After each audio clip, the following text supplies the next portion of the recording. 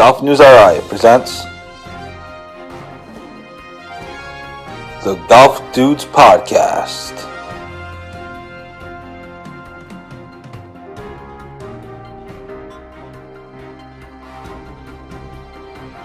Here are the dudes. Hey everybody, welcome to another episode of the Golf Dudes Podcast. Joe Calabro here. Happy December 1st today, and it's to be quite windy out. So I hope everyone's having a great Thursday so far. I hope everyone is having a great week, and we are certainly continuing to have a fun time here at GolfNewsRI. So thanks to everybody for following along.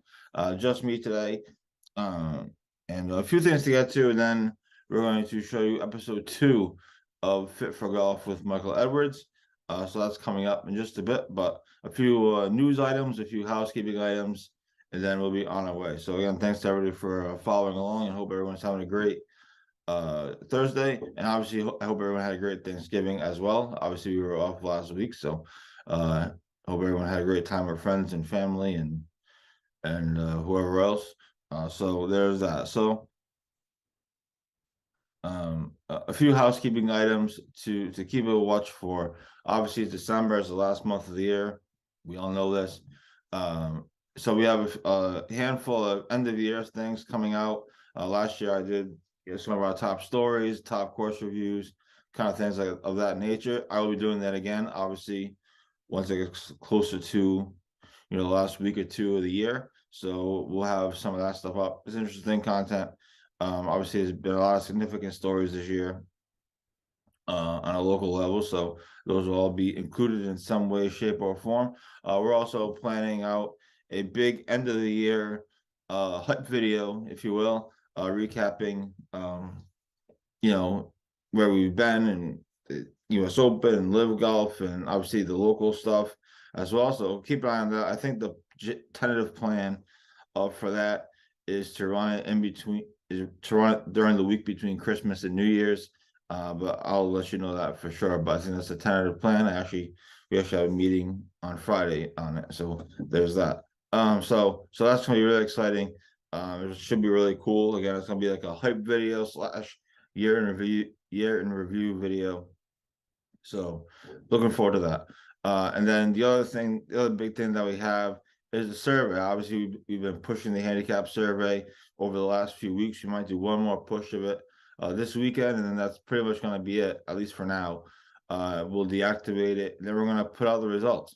We are working on coming up with a way to do it that's fun, that's innovative, and that everybody can follow, and that we can also enhance the information on it as well. So that should be coming out in the next 2 weeks, I would say. We're gonna have that out before the holidays.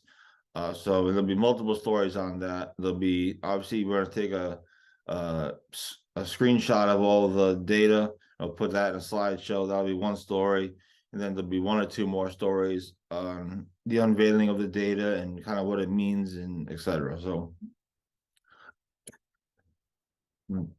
excuse me. So keep an eye out for those two things. So again, the year in review video will be toward the very end of the month, probably last week or so, tentatively. And then we have the survey that we're finally unveiling the results. And if you haven't done the survey, be sure to do it. We'll try to push out again this weekend. And then that will probably be it. At least for now. We could always bring it back later and let it continue to build up data. But at least for now, this weekend will probably be the last chance to do the survey if you haven't done it already. So really, some really cool data. We're really looking forward to diving into it, and that'll come your way in a few weeks. So that is what we have as far as housekeeping items. Also, while we're at it, thanks to everybody for the Black Friday shopping. So our pinned holiday special has been pretty successful so far. So keep that going. Again, 20% off everything in their store. So you don't necessarily even have to buy a rangefinder. You can buy they have all kinds of merch and cool hats and all kinds of other stuff as well. So keep that going. And then obviously we have our own pro shop and the other Black Friday deals that we promoted.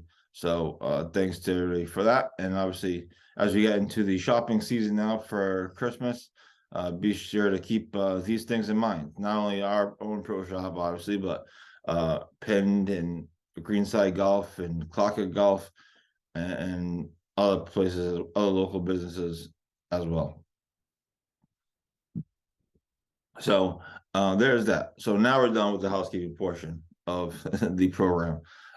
So a couple of news items that was interesting this week. Obviously, it's November, the end of December. There's not exactly a ton of stuff going on. We do have Patrick Walsh playing in the College Golf Showcase coming up, I believe, next week. I believe it's on TV next week.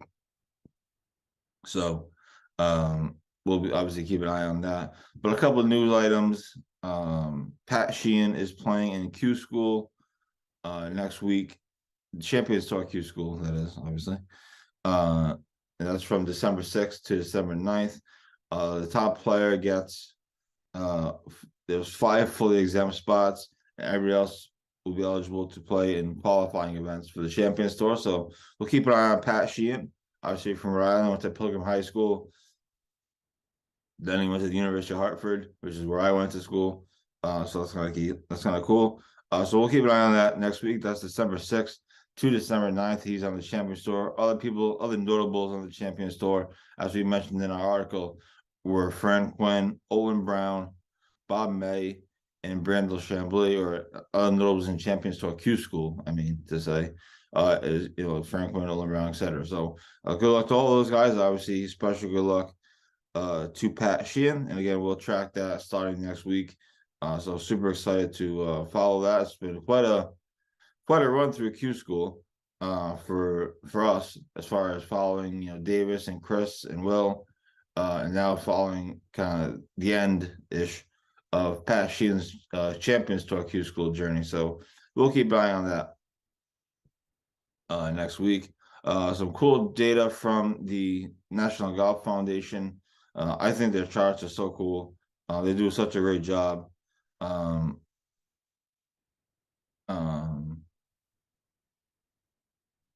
And so I put that up the other day, or yesterday, with golf rounds being down 10% in New England, and it's kind of down across the nation, if you will. So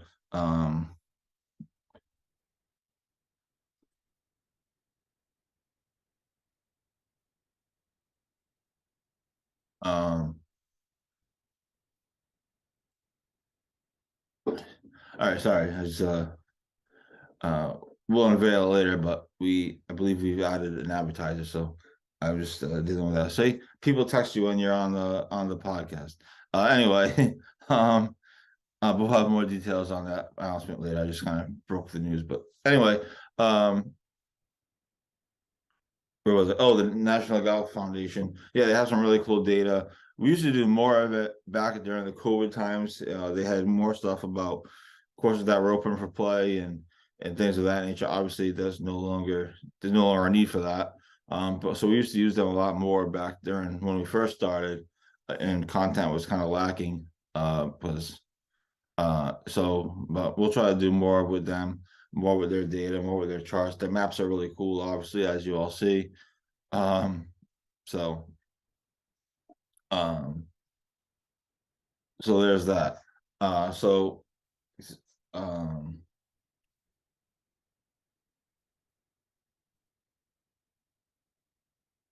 Other things going on. Obviously, the PGA Tour returns this week, sort of, with the Hero World Challenge. Super disappointing that Tiger wasn't playing. Obviously, I was looking forward to that. We were looking forward to that as a news organization. From starting Monday, but he's out. He still held his press conference on Tuesday, and so certainly said some interesting things. He's obviously out with plantar fasciitis.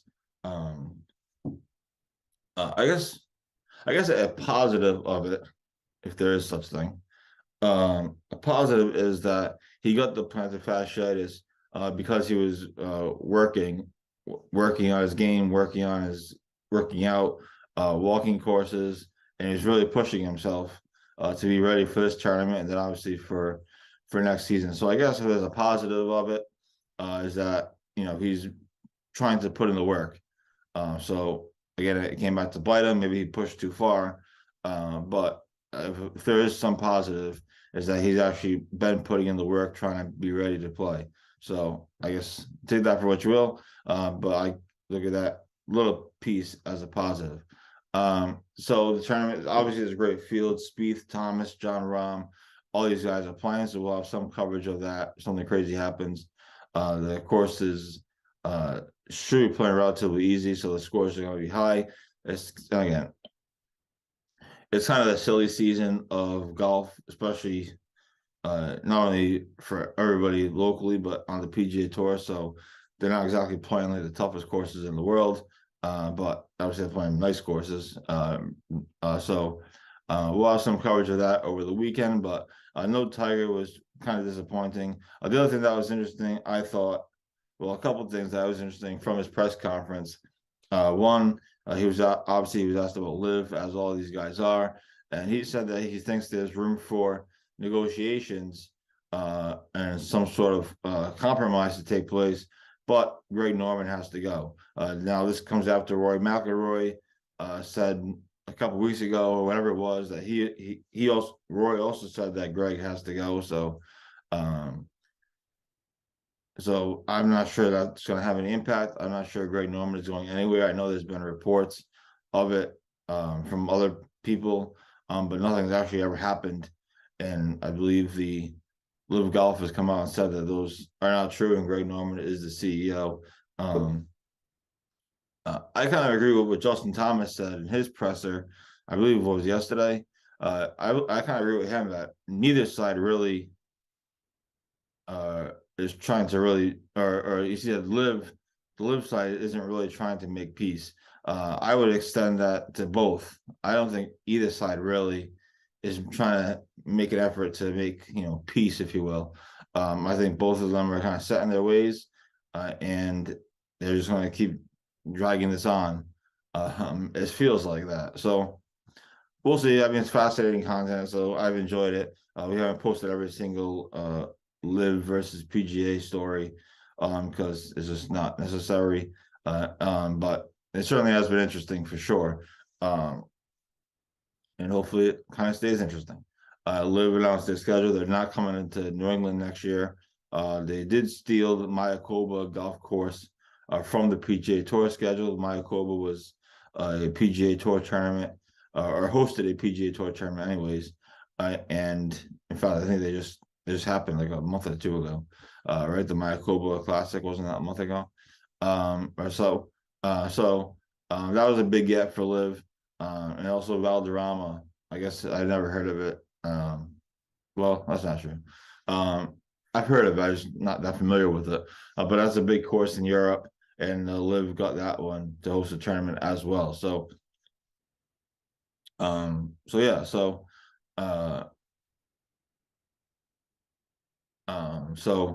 there's that. So that's the PGA LIV stuff. It's going to continue. LIV season starts, I believe, in February, they said. And the PGA Tour starts obviously in January. So these battles will continue. Will anybody else jump ship? It's hard to say. It's been rumored for a while that Xander Schauffele and Patrick Cantlay were going to go. Obviously, they're best friends. So if one of them goes, the other one is most likely going. At least it feels that way. But Schauffele came out and said that's not true, and he's never said anything like that or hinted that to anybody or anything of that nature. So take that for us, that's been a rumor flying around, but it's certainly been an interesting battle, and it's these guys are going to continue to be asked about it, and I'm not sure if anything's really going to happen as far as a compromise. I think it's probably best for the game if there's a compromise of some sort, but we'll see. Like I said, I agree generally with what Justin Thomas said on Wednesday, but I would extend it and say neither side really seems like they're trying to compromise. I mean, they're both suing each other. So, like, as Tiger said, the first thing that has to happen is the lawsuits have to be dropped before there's any conversation. So it doesn't feel like that's going to be the case. So we'll just have to wait and see what happens with that. So The good news is Tiger's playing 2 more times this year. Supposedly, he's playing next week in the match it's him and Rory against Jordan Spieth and Justin Thomas, so that should be fun. I'm kind of sick of the matches. I thought they've kind of gotten boring, but I'll certainly watch it. And this one's interesting just because it's Tiger and you don't get to see him a lot. And it's, the 4 of them are kind of like the 4 best friends that anybody could have. So it should be interesting, I guess. We'll see. I thought the last match they did between Brooks and Bryson was totally stupid and totally boring. And I thought the other ones were kind of as well. So we'll see if this is interesting. If it's not, then we'll say it's not. But that's next week. And then the week after that is obviously the much anticipated PNC Championship with, parents playing with their kids or their dads. In this case of Jordan Spieth and Justin Thomas, Tiger is obviously playing with Charlie. Annika Sorenstam is playing with her son. And various other people are playing. The Dailies, of course, are playing defending champions. So that's something to look forward to, as well as we go through the month of December. So that's what we have. This has been the Golf Dudes podcast. So now let's. I know it's been out for a while, so perhaps people have already seen it, but let's go to Michael Edwards now. We taped episode 3 of the series this past week. That's going to come your way in a week or two, so stay tuned for that. But in the meantime, let's revisit episode 2, some of the movements, some of the things you can do to stay fit during the golf off season. This is Fit for Golf episode 2 with Michael Edwards. Hope you guys enjoy it.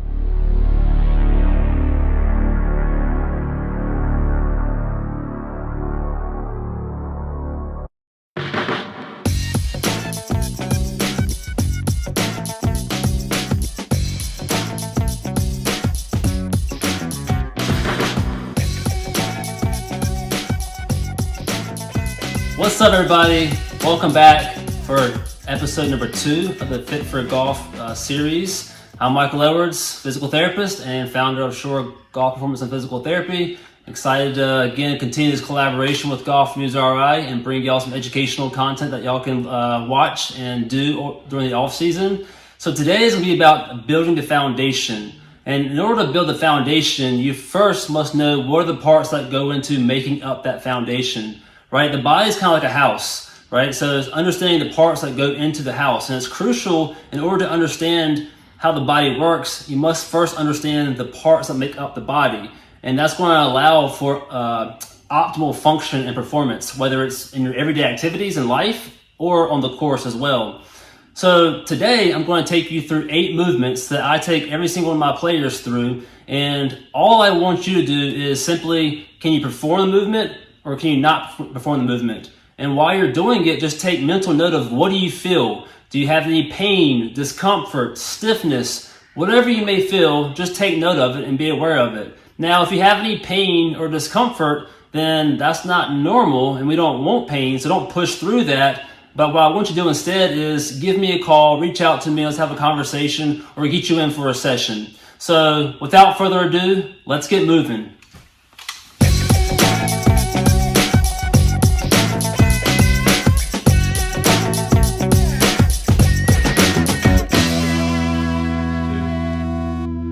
Movement number 1 is full body extension. So all I want you to do is get your feet together and arms overhead, and then you're just going to lean back as far as you can.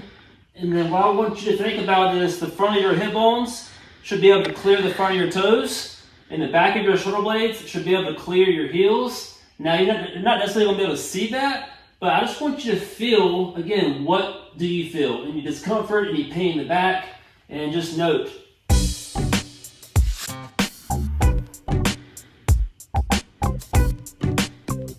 Movement number 2 is full body rotation. So again, let's go standing, feet together. And I simply just want you to rotate as far as you can to the right, and then as far as you can to the left. And then what I'm looking for here is, say if I'm rotating to the right, you should be able to see my right shoulder from your view here. And if you can't, that tells me you're a little limited in rotation. Now this rotation comes from your spine, your hips, your shins. So this is more of a top tier or a more global movement pattern that I'm assessing to see, okay, well, if you can't perform that movement, that tells me I need to dive a little bit deeper. Is it coming from your spine? Is it coming from your hips or your shins or your ankles? Somewhere you're limiting that rotation, and that's when we would dive deeper. So then do the same thing for your left side, and then from here, you should be able to see my left shoulder from your angle.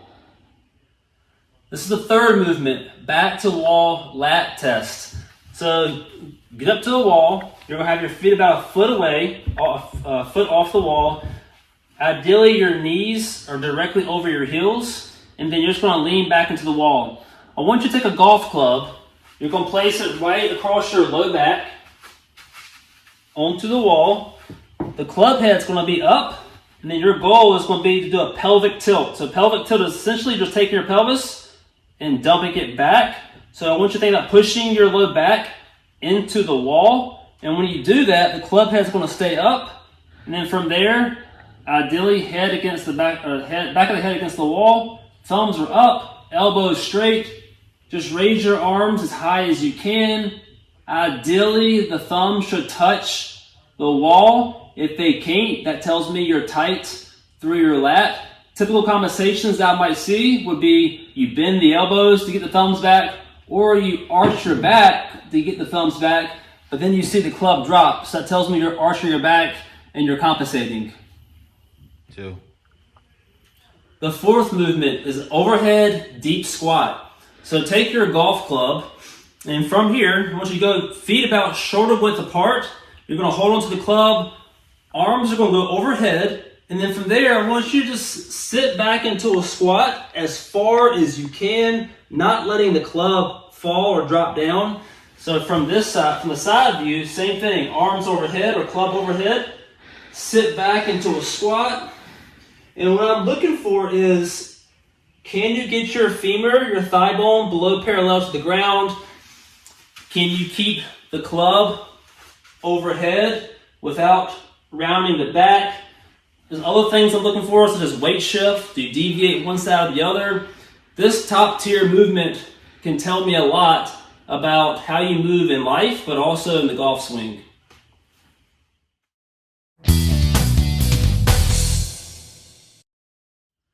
This is the fifth movement, golf posture, thoracic spine rotations. So this movement, as well as the next two movements, are dissociation movements. So your ability to dissociate or separate your spine from your pelvis. So here, assume your golf posture stance, take your arms across your chest, and then keeping your lower body stationary, I simply want you just to rotate your trunk, your torso, as far as you can without letting the lower body move.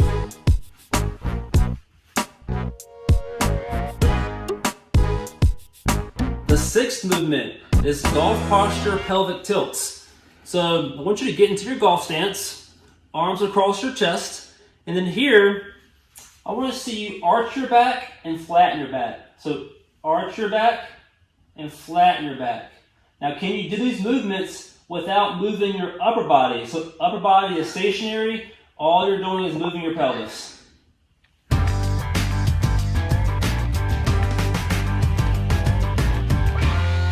Movement number 7 is golf posture pelvic rotations. So similar to the pelvic tilts are back and forth. The rotation is going to be left and right. So again, let's assume your golf posture position. Arms across your chest. Keep your upper body stationary. And all you're going to do is just rotate your pelvis left and right. So it's almost like your pelvis is inside of a 5-gallon bucket or a barrel. And you should be able to just get pure rotation. So I don't want to see any lateral or side-to-side movements, right? So here, I want to see just pure rotation, all while keeping your upper body stationary.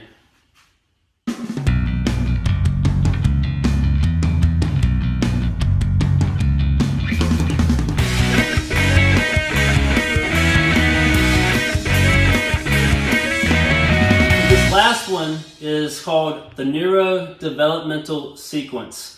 So what is that, right? So really think about when you're a baby, right, you progress through certain movements. So you first start on your back, and then you have to create the core control, or you develop the core control to roll to your stomach, then from your stomach to eventually standing. So that's what we're going to go through right here. So we'll lie on your back, and then all you're going to do is, so let's go to your left side. Bend your right knee.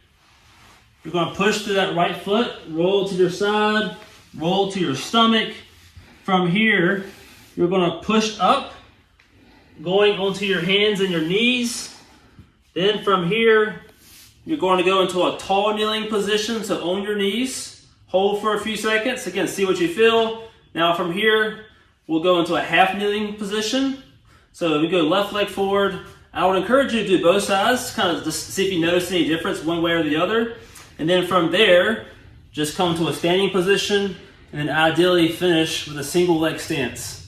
So the reason I take you through that movement is, for me at least, I'm able to see a lot just in how you negotiate or navigate those different movements and transitions. So give those a try, see what you feel. Any pain, discomfort, or just feels weird, then give me a call. All right, I hope you all enjoyed those movements. Take advantage of them, do them, see what you feel, but stay tuned for episode 3, where we will dive deeper into common limitations that I see people have with those movements. So I'll have exercises that pair with those movements with the common limitations that I see. So until next time, we're in the Thanksgiving holiday. I think about blessings. So I'm thankful for the GolfNewsRI community. I'm thankful for y'all. It's a blessing to be a part of this community, and I look forward to next month. Stay tuned.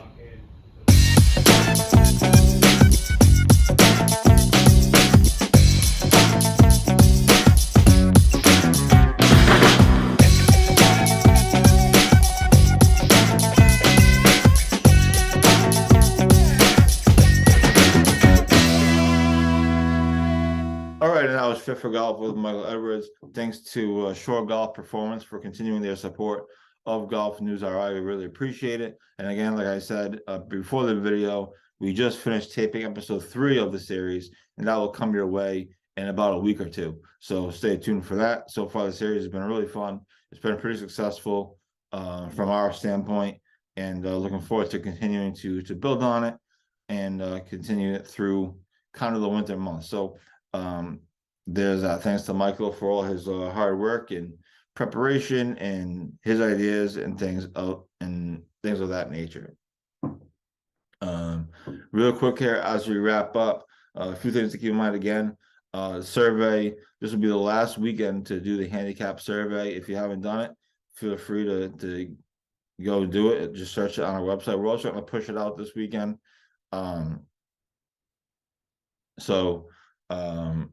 That way people get their last chance to do it, and then we'll have the data. We'll show it off in a cool, hopefully in a cool and innovative way in about a week or two, and then you can all see it and analyze it and do what you will with it. So we're super excited for that to come out, and again, this will be the last weekend to do that. Also, end of year content is coming before you know it. Kind of like I did last year. We do have a cool end of year kind of hype video / year in review video, if you will. That's going to be coming out probably the week between Christmas and New Year's. So we'll let you know on that for sure, but stay tuned. It should be cool. Lots of cool stuff this year. We did a lot of cool things. US Open, Live Golf, obviously covered the local tournaments as good, if not better than anybody in the state. So stay tuned for that as well. Other than that, that's pretty much all I got. I know the Patriots game is going to be underway here, so good luck to them tonight. It's been a wacky football season, to say the least, and that's it. That's all we got. This is the Golf News Podcast. I'm Joe Calabro. We will talk to you throughout the weekend on GolfNewsRI.com and next week as well on the Golf News Podcast. We'll talk to you later. Have a great weekend. Thanks to everybody for your support.